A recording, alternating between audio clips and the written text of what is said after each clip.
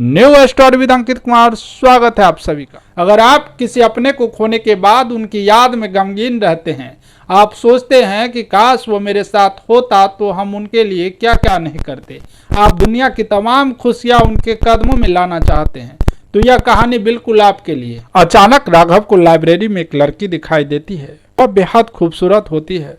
राघव को मानो पहली नज़र में उससे प्यार हो जाता है। राघव नौजवान था, अभी कुछ दिन पहले ही 12वीं की परीक्षा पास कर शहर आगे की पढ़ाई के लिए एक कॉलेज में पहुंचा था।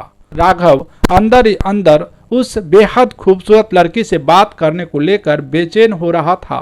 तभी अचानक वह खूबसूरत लड़की एक किताब लेकर राघव के बगल के कुर्सी पर जा बैठती है। अचानक राघव एक ही झटके में उस बेहद खूबसूरत लड़की से कई सवाल पूछ लेता है। आपका क्या नाम है? आप कहाँ की रहने वाली हैं? आप कितनी क्लास में पढ़ती हैं? इन तमाम सवालों को सुनने के बाद वह बेहद खूबसूरत लड़की मुस्कुराई और कहा, मेरा नाम नेहा है, बीए फर्स्ट ईयर की छात्रा हूँ और दिल्ली की रहने वाली हूँ।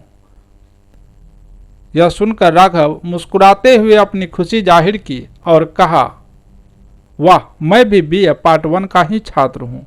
राघव ने नेहा से मुस्कुराते हुए कहा, क्या आप मेरी पढ़ाई में हेल्प करेंगे? मैं गांव से हूँ और थोड़ा पढ़ाई में कमज़ोर हूँ। हालांकि इसके उलट राघव पढ़ने में काफ़ी होनहार था। यह सुन नेहा मुस्कुराई। तभी अचानक घंटी बजी और दोनों अपने क्लास करने के लिए लाइब्रेरी से निकल गए। अब दोनों के बीच खूब सारी बातें होने लगी।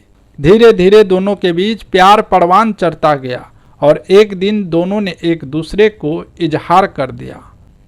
पढ़ाई पूरी होते ही दोनों को एक बड़ी कंपनी में अच्छी सैलरी पर जॉब लग गई। इसके बाद दोनों ने शादी करने का मन बनाया और राघव और नेहा के परिवारों की रजामंदी के बाद दोनों ने एक दूसरे से शादी रचा ली। शादी होने के महज कुछ माह बाद ही राघव बीमार पड़ गया। बड़े डॉक्टरों ने राघव की बीमारी को लाइलाज बताया, जिसके बाद महज साल भर के भीतर राघव की अचानक मौत हो गई। राघव की मौत के बाद पूरा परिवार गमगीन हो गया। वहीं राघव के मौत के बाद अचानक 2 यमदूत उनके पास पहुंचे। राघव की आंखें खुली। उन्होंने पूछा, कौन हो तुम? हम यमलोक से आए हैं और तुम्हारी मृत्यु हो गई है, हम तुम्हें यमराज के समक्ष हाजिर करेंगे।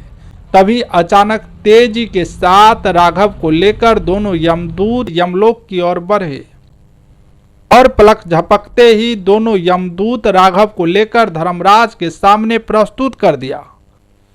धर्मराज को देखते हुए राघव ने तुरंत हाथ जोड़कर प्रणाम किया और कहा, हे धर्मराज, मैं महज 30 साल का हूँ और अचानक मेरी मृत्यु हो गई। मेरे मृत्यु पश्चात मेरे बुजुर्ग माता पिता, मेरी पत्नी का क्या होगा? आखिर मैंने ऐसा क्या किया जिसको लेकर आज मुझे इतनी बड़ी सजा मिली है? अब मेरे बुजुर्ग माता पिता और मेरी पत्नी का क्या होगा?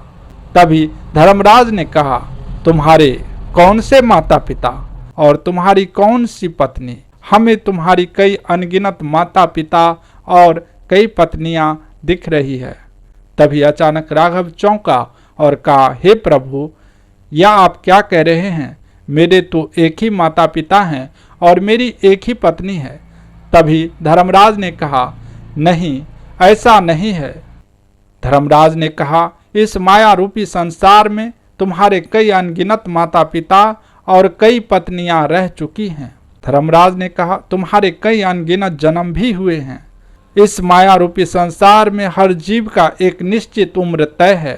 समय पूरा होते ही उसे भूलोक छोड़कर यमलोक आना पड़ता है। इसके बाद उनके कर्मों का मापदंड तय कर उनके आगे की रूपरेखा तैयार होती है। राघव ने कहा, हे प्रभु, मुझे पिछले जन्म का तो कुछ याद नहीं। इस जन्म में मैं अपने माता पिता और पत्नी के आगे का जीवन देखना चाहता हूँ। धर्मराज ने यह सुनकर राघव को दिव्य आंखें दी। राघव ने देखा, उनके गुजर जाने के बाद नेहा कुछ दिन शोक में डूबी रही। उन्हें गहरा सदमा लगा।